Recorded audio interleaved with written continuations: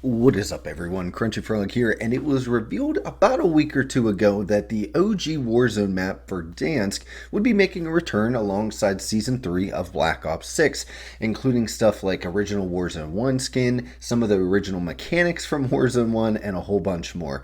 However, while Activision seems to be treating this whole thing like a surefire slam dunk for the series, I myself am not so sure that the update will bring the game back to the level that it needs to be, or even the level that the devs are hoping that it will with this update. Now, while the community is definitely excited and pumped and awaiting the return of this fan favorite map, there remains several reasons to be a little more realistic and grounded with all of our expectations in regards to this map's return. So, without further ado, we're going to jump right in, give you 5 reasons why I believe that this iteration of Verdansk and bringing back the OG map won't exactly be the same experience that we were hoping for. So as always, if you guys enjoy content like this, make sure to leave a like on the video as it helps others find the channel. If you'd like to see more content like this, including COD commentaries, video game news, and other things like that, make sure you're subscribed. And as always, if you would like to support the channel monetarily and see every video up to an entire day early, make sure to go ahead and hit that join button to become a channel member today. So with that all out of the way, let's dive right in. And the first, and this is the honestly the biggest thing that I think a lot of us aren't considering, we have our rose-tinted glasses on, and that is the circumstances surrounding the original WarZone 1 success back in March of 2020 are no longer here, and that takes a big chunk of the kind of pomp and circumstance that the original game had away. Now, if you remember, back when WarZone 1 originally released in March of 2020, the world was basically a week or two away from all of us being locked inside of our houses for months on end with the pandemic and everything like that. Basically, all semblance of social life, plans, and in many cases work or even school were just completely thrown out the window one day, and all that many people had left to do was pretty much just get on their game console or PC and boot up, in this case, WarZone or other games. This meant the player counts were much, much higher than ever before, and higher than they honestly might ever be again. Now, I know personally, and this is more of a personal anecdote, I had several friends start playing the game that haven't played Xbox or played video games in years, some of which I have not physically played a video game with since high school whenever this dropped. So everyone was coming back on, and everyone was playing WarZone at the time. So much so that almost became a meme or a huge pop culture phenomenon at the time. And maybe not on the same level as something like Fortnite, but in a very similar vein where it kind of transcended just being a video game that people were playing and started working its way into pop culture and, kind of common conversations and everything like that. And it honestly, that even spurred higher player count as word of mouth started to spread. Obviously, it was a free-to-play game, so if you heard about it and you wanted to play, all it was a download away, no monetary kind of barrier to entry there, and it just led to massive engagement in player counts. And honestly, at certain points, hearing about WarZone was inescapable. All your friends were playing it, everyone online was playing it, and it was just... It's unlikely that COD or WarZone will ever have that level of buzz again. Now, obviously, after a few months, people started returning to work, bars and restaurants and venues started opening back up, social spaces opened back up, and classes resumed, and the allure of spending all weekend just yelling at your TV over COD wasn't quite enticing. You could go back out and start living your life normally again, and in some cases, people went back to not even having a spare moment in their day to play video games like they did during the height of all the lockdowns. And this especially applied to some of the remote workers or folks that had moved across the country, stuff like that. People's lives changed drastically that allowed them to even be able to play video games in the first place, and now they were going back to the status quo, and video games are no longer part of their lives, and possibly even to this day they still can't find time. A lot of those guys that I talked about that I was able to play with for the first time in years, guess what? I haven't played with them since the first, month or two of WarZone. They have logged back off their Xboxes or their PCs only to be absorbed in regular life once again. And honestly, we may never have this kind of perfect storm of circumstances ever again, and thus nothing will really ever reach those levels. And sadly, I believe that Activision leadership is kind of greedy enough to just put the blinders on and blindly demand similar numbers to that original WarZone experience, just because they're bringing Verdansk back. From all their marketing material and some of the leaks that have come out about their attitude towards this update, it seems that they think this has the power to be some biblical event like the original release was, and I really don't think that that will be happening. And honestly, we've seen this a lot in the gaming landscape as a whole, right? We've seen thousands and thousands of layoffs across the entire video game industry as things start to kind of tumble back down to earth from those insane highs that video game companies experienced during the pandemic and during the lockdowns, just because people aren't able to game as much as they were during 2020. And I think Warzone is going to suffer the same fate. Now, the next reason, and this is personally one of the things that's kind of ruining the experience for me. Obviously, I still have a bunch of time to play video games, otherwise, I wouldn't be yapping to you guys on YouTube. But this is one that really is taking myself out of the experience and some of my friends as well. And that's the fact that the skill ceiling and the skill floor are both drastically elevated from those peak original days of Warzone. During the first iteration, when everything was new and people were learning the mechanics and everything for the first time, it was a much more fun time to play. Everyone was much closer to being on the same level playing field. We were all figuring things out. We hadn't figured out the most insane meta way to play the game.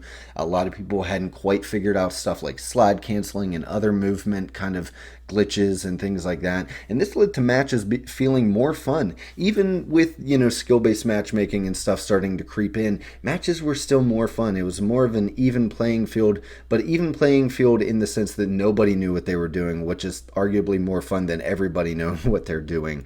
And even the tryhards back then, or the super sweaty players, weren't overly cracked at the game. And you still had a shot against them because they were still figuring out the game just like you. And this led to less sweaty, more fun, and engaging moment-to-moment gameplay. And honestly, this is something that I see happening in the 6v6 offering of multiplayer, as well as COD evolves and people get better and have more and more years to get better at video games in general, let alone COD. So it's not just a Warzone specific thing, but it does really affect Warzone. And honestly, back in those days, because everyone was feeling things out, they weren't rushing as hard sometimes, or they didn't know the most optimal routes and stuff like that. It felt like a much more tactical and fun experience, almost in some instances kind of like a role-playing game, right? You kind of treated it much more like you would real life if you were out in a scenario like this. And I find that this happens a lot in video games where in the beginning, as people are figuring stuff out, it's much more organic and close to what would happen in real life.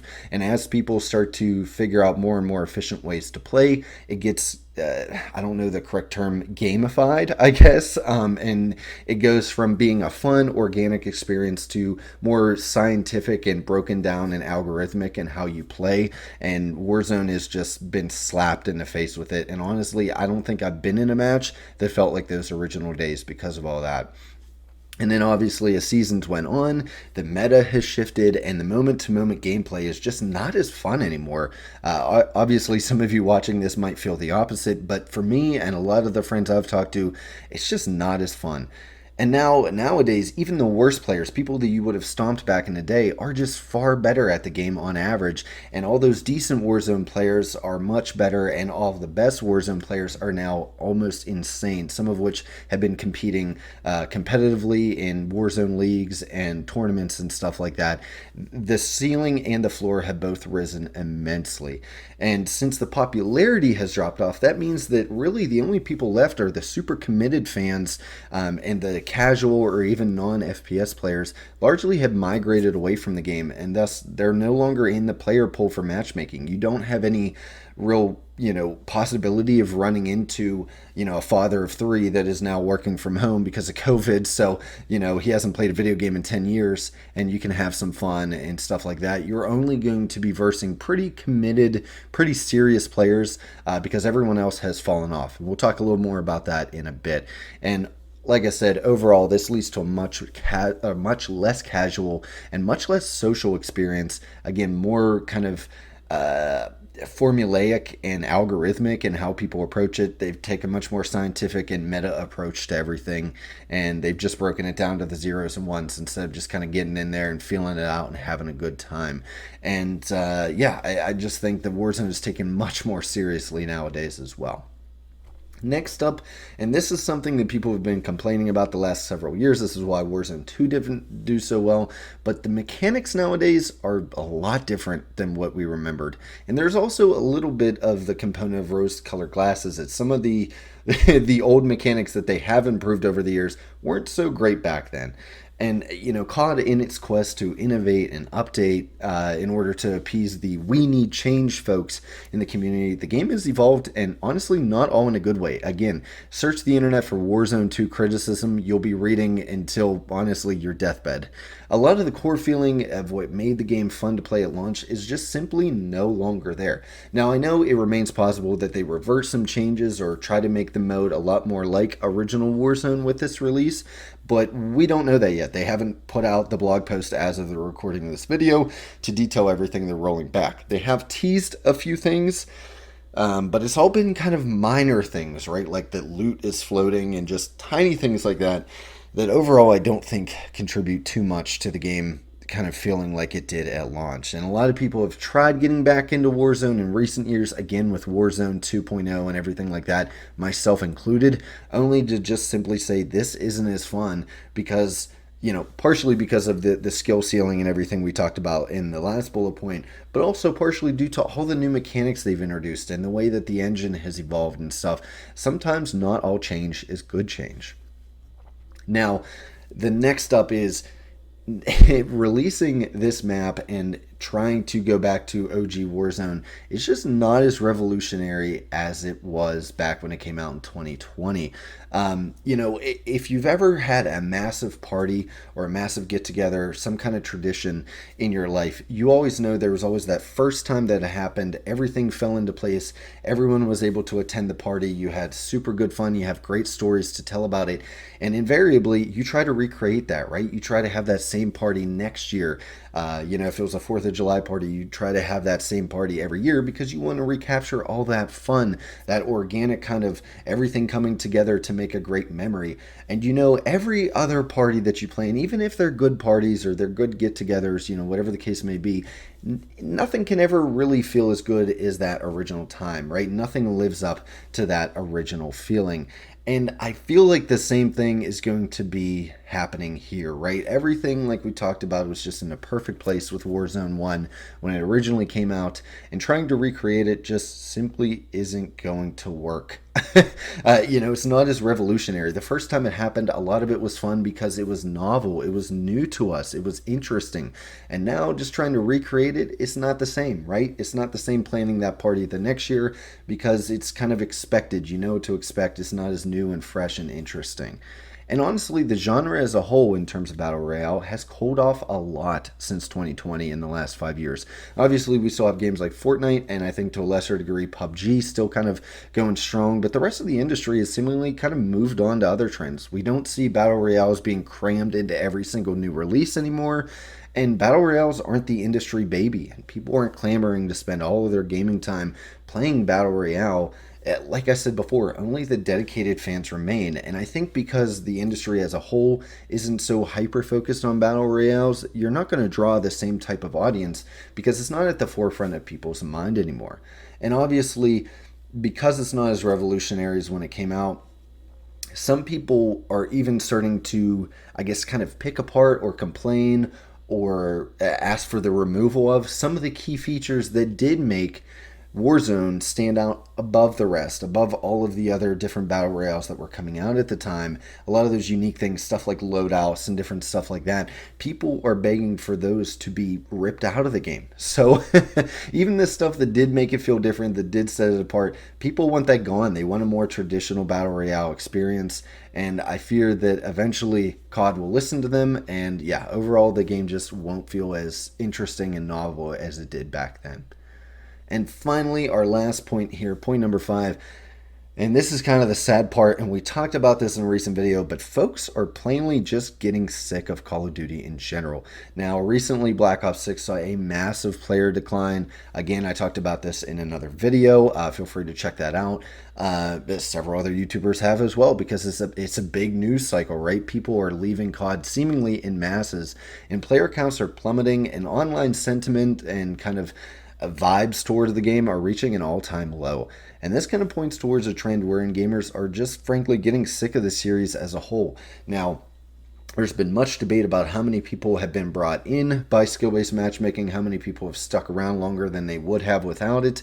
But a lot of the data is trending towards skill-based matchmaking actually hurting the player retention for the series in the long run, right? You might keep some people, a few more weeks or a few more days than they would have otherwise, but you're burning out those more serious players, the players that would have been playing for 10 years. Now they stop playing after a few games just because they're just burnt out, right? And so we're starting to see this data kind of roll in after several years of this being implemented. And I think this is helping to contribute to fans getting burnt out on COD. And also, there's a massive community sentiment around the anti-cheat being, well, for lack of a better term, dog shit. And a lot of cheating, ruining games, and stuff like that. And honestly, anti-cheat, if it's not fixed with this update, will be a massive damper on the whole parade for Verdansk. I mean, this was one of the main complaints I remember back in the day about as the game got more popular and the weeks and months rolled on and people had time to develop all the hacks and mods and cheats and stuff like that. It became quite a battlefield of of hackers and cheaters, and obviously it's a free game, so you have that, and that's why we all clamored for Ricochet to be implemented in the first place. Now it's implemented, it's kind of working, but it's not working nearly enough. And so I think people are going to try to come back to the game. They're going to get in a lobby with a hacker because Ricochet's still not up to snuff, so to speak. And it's just going to kill any vibes that this release had. So I'm really hoping that an anti-cheat, kind of update or, wave of bans kind of accompanies this update as well. And honestly, if people have gotten extremely bored or frustrated with Black Ops 6, and once again the anti-cheat isn't improved at all, and different things like that everyone's asking for improvements on, they're likely not just going to be swayed by a new map entering the mix. Like I said before, a lot of the people that played back in the day, nothing is going to make them try to carve out a few hours of their day and fire up their Xbox for the first time in 5 years just because a map's back, right? There needs to be more changes, and as of right now, we haven't heard of too many more changes like that could fundamentally bring people back to the WarZone, kind of gameplay loop all over again. So in conclusion, truth be told, I think the map will bring a lot of people back. I know I plan on playing a little bit. I'm not ashamed to admit it. A couple of my buddies and I plan on playing there whenever it drops on April 3rd. But ultimately, I think it's going to fall well short of Warzone 1 numbers and popularity, and well short of the developers' projections for the game. I don't think it's going to live up to their hopes or ours. We're just too far removed from the environment that allowed the original Warzone and Verdansk to flourish.